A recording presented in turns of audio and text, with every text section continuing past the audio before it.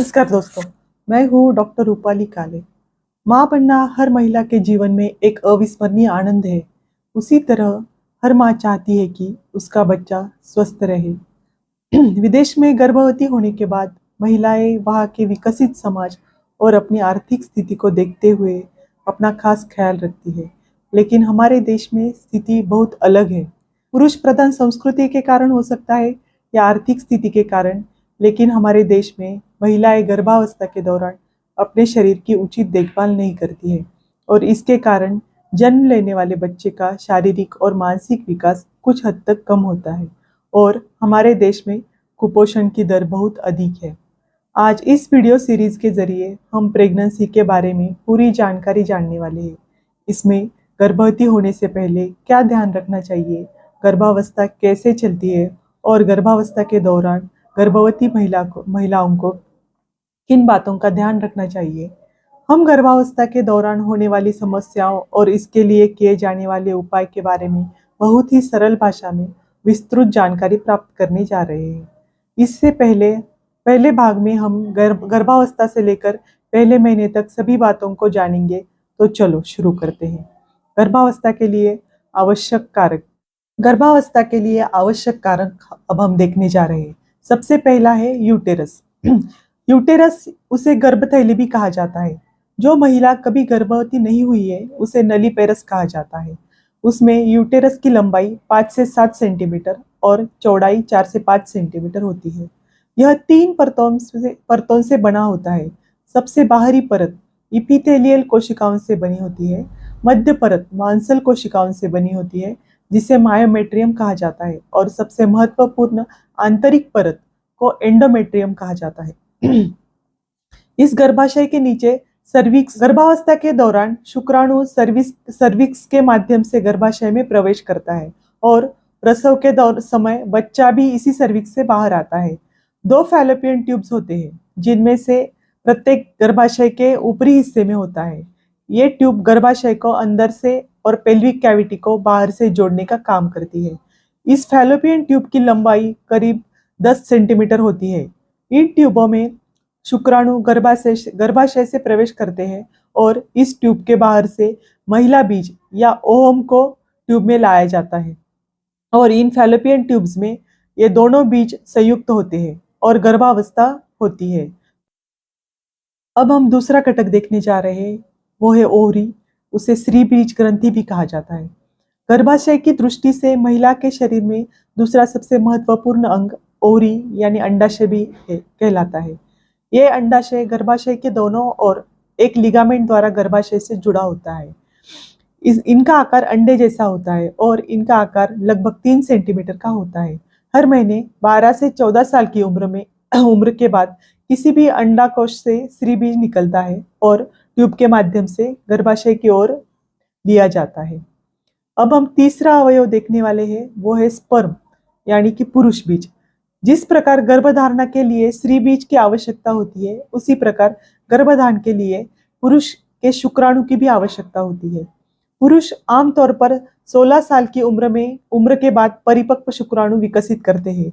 ये शुक्राणु आकार में बहुत छोटे होते हैं और करोड़ों में निकलते हैं।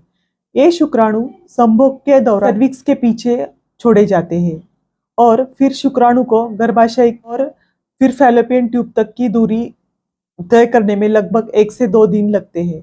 इन लाखों शुक्राणुओं से एक शुक्राणु जो गर्भधारण के लिए सबसे शक्तिशाली है वो महिला के ओवम के साथ जाता है और गर्भधारणा होती है। गर्भावस्था के लिए इन शुक्राणुओं की संख्या 40 से 50 मिलियन यानी कि 4 से 5 करोड़ होनी चाहिए। साथ ही उनकी गति भी उचित अनुपात में ही होनी चाहिए। यह गति 40% से अधिक होने पर ही शुक्राणु महिला के ओवम तक सही समय पर पहुंच पाते हैं। संख्या गति के साथ शुक्राणुओं की मॉर्फोलॉजी यानी कि उनके आकार भी उतना ही महत्वपूर्ण है। यानी गर्भाशय में महिला शरीर के जितने घटक आवश्यक होते हैं पुरुष शरीर के घटक भी उतने ही आवश्यक है। लेकिन हमारे समाज में रूढ़ी परंपरा पुरुष प्रधान संस्कृति के कारण यदि किसी महिला को बच्चा नहीं होता है तो उसे अकेले ही जिम्मेदार ठहराया जाता है। अब हम चौथा घटक देखने जा रहे हैं, वो है ओवम यानी कि स्त्री बीज। महिला के ओवरी में ओवम निर्माण होने का गर्भधान के लिए आवश्यक है। जैसे गर्भधान के लिए पुरुष शुक्राणु आवश्यक है, उसी तरह ओवम भी आवश्यक है।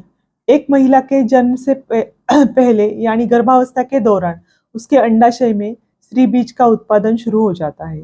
गर्भावस्था के दौरान लाखों oocytes या अपरिपक्व बीज उत्पन्न होते हैं और ये जन्म से 12 से 14 साल की उम्र तक अंडाशय में ही निष्क्रिय रहते हैं। 12 से 14 साल की उम्र तक इन लाखों oocytes में से केवल 400 से 500 ही रह जाते हैं और हम उन्हें सेकेंडरी oocytes कहते हैं। लड़कियों में मासिक धर्म शुरू होने के समय हर महीने में एक सेकेंडरी oocytes ओवम में बदल जाता है और हम इसे डिंब कहते हैं। यह बीज हर महीने अंडाशय से बाहर आता है और फैलोपियन ट्यूब्स में प्रवेश करता है और गर्भवती होने के लिए शुक्राणु से के साथ जुड़ जाता है। अब तक हमने गर्भावस्था के लिए आवश्यक कारकों को समझ लिया है और अब देखते हैं वास्तविक गर्भावस्था या फर्टिलाइजेशन कैसे होता है। गर्भवती होने से पहले हम मासिक धर्म यानी कि मेंस्ट्रुअल साइकिल के बारे में जानकारी लेने वाले हैं। अब हम जानने वाले हैं मेंस्ट्रुअल साइकिल यानी मासिक धर्म चक्र के बारे में। महिलाओं के शरीर में मासिक धर्म 12 से 14 साल की उम्र के बाद शुरू होता है, जब लड़कियों में पहली माहवारी शुरू होती है, जिसे हम मेनार्च कहते हैं। और यह मासिक धर्म चक्र 42 से 45 की उम्र में अचानक बंद हो जाता है, जिसे हम मेनोपॉज या रजोनिवृत्ति कहते हैं। प्रत्येक मासिक धर्म आमतौर पर 28 से 30 दिनों का होता है और इन दिनों में महिला के शरीर में कई बदलाव होते हैं। यह 28 से 30 दिन का मासिक धर्म होता है, वह 4 भागों में विभाजित है। अब हम देखते हैं उसकी 4 भाग कौन से हैं। सबसे पहला है मेंस्ट्रुएशन यानी कि ब्लीडिंग फेज, दूसरा है फॉलिकुलर फेज यानी कि बीज वृद्धि काल, तीसरा है ओव्यूलेशन फेज यानी कि ऋतुकाल और चौथा है ल्यूटियल फेज यानी कि ऋतु व्यतीत काल। अब हम सबसे पहले देखने वाले हैं मेंस्ट्रुएशन यानी कि ब्लीडिंग फेज। मासिक धर्म चक्र से पहले 4 से 5 दिनों का मासिक धर्म चरण के रूप में जाना जाता है। इन 4 दिनों के दौरान पिछले चक्र में गर्भधारणा न होने के कारण गर्भाशय के आंतरिक परत यानी एंडोमेट्रियम यानी भ्रूण के विकास के लिए और पोषण के लिए बनी परत गर्भाशय के मुंह से बाहर निकलने लगती है और महिलाओं में मासिक धर्म शुरू हो जाता है। इन चरण में पहले 2 दिनों में रक्तस्राव थोड़ा अधिक और तीसरे दिन से कम होता है। रक्तस्राव आमतौर पर पहले मासिक धर्म के पहले 4 दिनों में 100 से 150 मिलीलीटर तक होता है। इस मासिक धर्म में स्राव के मामले हमारे समाज में अभी भी कई गलत रिवाज देखने को मिलते हैं। इस अवधि के दौरान महिला पर कई प्रतिबंध लगाए जाते हैं बिना किसी सोच के कि वो किस धर्म में है। इस 21वीं सदी में इस पुराने रीति रिवाजों को बदलना बहुत जरूरी है। अब हम देखते हैं मेंस्ट्रुअल साइकिल की दूसरी फेज यानी कि फॉलिकुलर फेज। मासिक धर्म चक्र के 5वें दिन से यानी रक्तस्राव बंद होने के समय से 13वें दिन तक की अवधि को फॉलिकुलर फेज या कुपिक चरण कहा जाता है। महीने के 5वें दिन तक एक तरफ की बीज ग्रंथि में 10 से 15 बीज तैयार होने लगते हैं, लेकिन 7वें से 8वें दिन के बाद इनमें से केवल एक ही बीज बढ़ने लगता है और शेष बीज नष्ट होने लगते हैं। ऐसे ही एक बीज को डोमिनेंट फॉलिकल कहा जाता है। इसके अलावा यह बढ़ा हुआ बीज धीरे धीरे बढ़ता है और मासिक धर्म चक्र के 14वें दिन तक लगभग 2 सेंटीमीटर का गोलाकार आकार बनता है। इस परिपक्व कूप यानी ग्राफियन फॉलिकल उसे कहा जाता है। इसके लिए महिला शरीर में कई हार्मोन्स का संतुलन होना जरूरी है। यह परिपक्व कूप इन्हीं हार्मोन्स की बढ़ती और घटती मात्रा के कारण बनती है, लेकिन अगर इस हार्मोन्स में संतुलन नहीं रहता है तो 7वें दिन नष्ट होने वाले अन्य फॉलिकल भी नष्ट नहीं होते हैं और प्रमुख कूपनीति नहीं बनता है। इसलिए एक से अधिक फॉलिकल्स अंडाशय में बिना बढ़े या बिना नष्ट हुए रहते हैं और मासिक धर्म स्थगित हो जाता है, यानी पीरियड्स का समय पर न आना पीसीओडी कहलाता है। आजकल हम देखते हैं कि पौष्टिक भोजन की कमी या मानसिक तनाव के कारण हार्मोन्स असंतुलन के कारण पीसीओडी की संख्या तेजी से बढ़ रही है। मैं निश्चित रूप से पीसीओडी के बारे में एक अलग वीडियो श्रृंखला में आपके लिए लाऊंगी। यह मासिक धर्म चक्र के 5वें दिन से 13वें दिन तक का फॉलिकुलर फेज है। मासिक धर्म की चौथी फेज है ओव्यूलेशन यानी कि ऋतुकाल। मासिक धर्म चक्र में सबसे महत्वपूर्ण और गर्भावस्था के लिए आवश्यक अवधि को ओव्यूलेशन फेज कहा जाता है। मासिक धर्म चक्र के 14वें दिन बीज फूटने की प्रक्रिया को ओव्यूलेशन कहा जाता है। पहले दिन से 13वें दिन तक स्त्री बीज पूरी तरह से परिपक्व हो जाता है और एक ग्राफियन फॉलिकल में बदल जाता है। इसका आकार आमतौर पर 2 से 2.5 सेंटीमीटर व्यास का हो जाता है और 14वें दिन यानी ल्यूटिनाइजिंग हार्मोन्स के स्तर में भारी कमी के कारण स्त्री बीज फट जाता है। यह बीज या डिंब बहुत छोटा होता है लेकिन आंखों से दिखाई देता है, अर्थात आकार में 0.1 मिमी रहता है। इस पूरी प्रक्रिया को ओव्यूलेशन फेज में के रूप में जाना जाता है और प्रेग्नेंट रहने के लिए इस समय पुरुषों और महिलाओं के बीच इंटरकोर्स होना बहुत जरूरी है। अब हम देखने वाले हैं चौथी फेज यानी कि लुटियल फेज। 14वें दिन ओव्यूलेशन के बाद की अवधि को लुटियल फेज कहा जाता है। 14वें दिन से अगली माहवारी के शुरू होने तक यानी कि 28वें दिन तक की अवधि को ल्यूटियल फेज कहा जाता है। ओव्यूलेशन 14वें दिन होता है, लेकिन अगर महिला इन दिनों के बीच यानी कि 12वें और 16वें दिन के बीच संभोग नहीं करती है तो गर्भावस्था नहीं होती है। महिला बीज को फैलोपियन ट्यूब्स के माध्यम से गर्भाशय में ले आया जाता है। ऐसे गर्भाशय में संभावित गर्भावस्था की संभावना के साथ प्रत्येक मासिक धर्म चक्र के दौरान एंडोमेट्रियम पर एक बिस्तर बनता है। इसके लिए महिला शरीर में ईस्ट्रोजन हार्मोन का स्तर बढ़ जाता है, लेकिन अगर डिंब और शुक्राणु का संयोग नहीं होता है तो इस ईस्ट्रोजन हार्मोन्स का स्तर अचानक बहुत कम हो जाता है और मासिक धर्म चक्र के 28वें दिन एंडोमेट्रियम का जो एक बिस्तर बनता है वो मासिक धर्म के रूप के गर्भाशय गृहों से बाहर निकलने लगता है। इससे ही हम मासिक धर्म कहते हैं।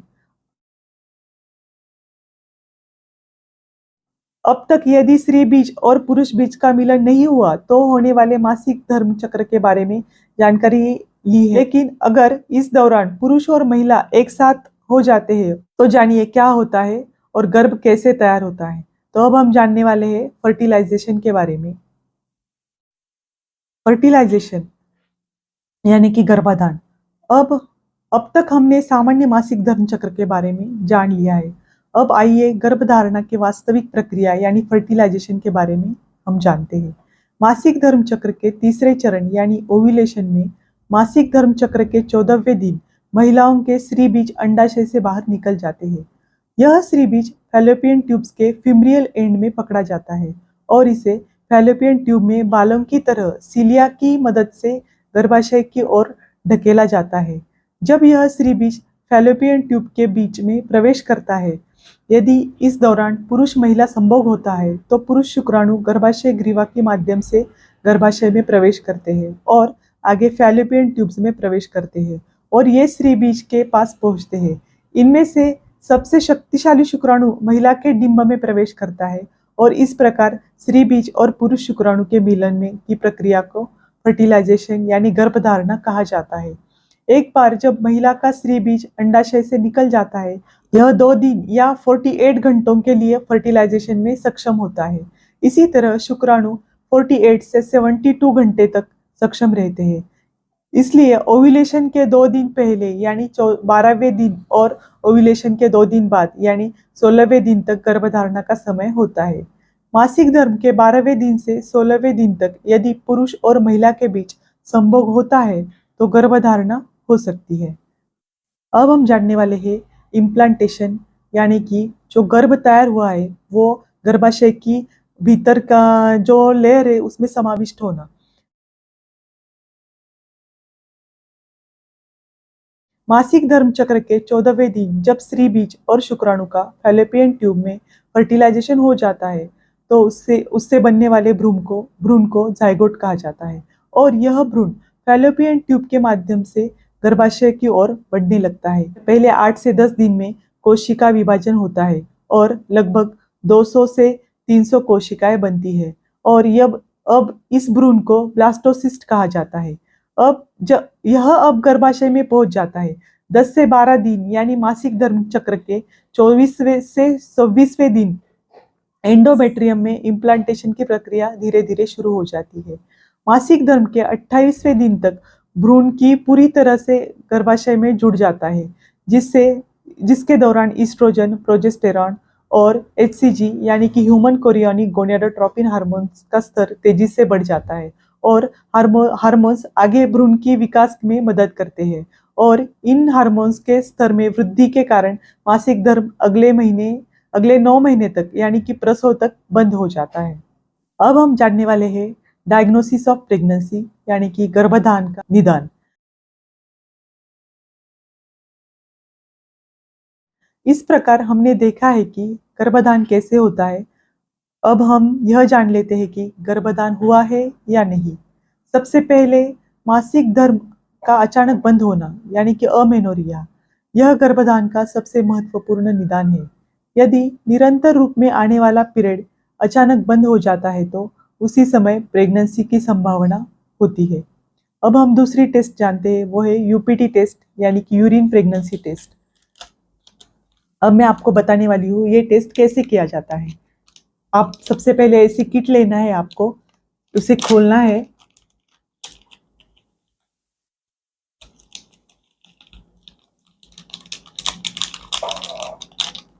इसके साथ एक किट आती है और ये ड्रॉपर आता है।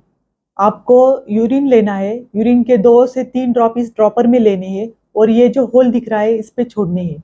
अगर आपको प्रेगनेंसी है तो ये जो गैप दिख रहा है इसमें 2 लाल लाइन आती है और अगर आपको प्रेगनेंसी नहीं है तो सिर्फ एक ही रेड कलर की लाइन इसमें आती है। इसे कहते हैं यूपीटी टेस्ट।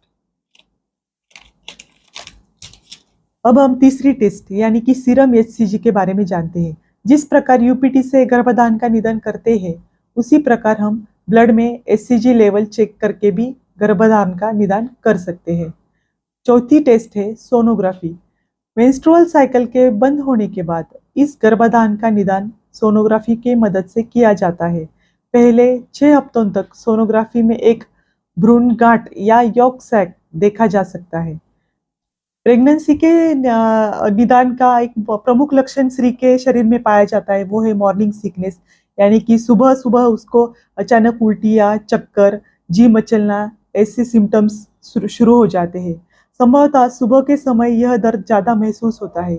अगर इस प्रकार के लक्षण दिखाई देते हैं तो गर्भाधान का निदान हम कर सकते हैं। अगर आपको यह जानकारी अच्छी लगी है तो इस वीडियो को लाइक करें और गर्भावस्था के संबंधित पूरी जानकारी के बारे में अपडेट लेने के लिए हमारे चैनल को सब्सक्राइब करें और बेल आइकॉन का बटन दबाना ना भूलें। अब हम आपके लिए ऐसे ही वीडियो सीरीज के माध्यम से नेक्स्ट वीडियो लाने वाले हैं। धन्यवाद।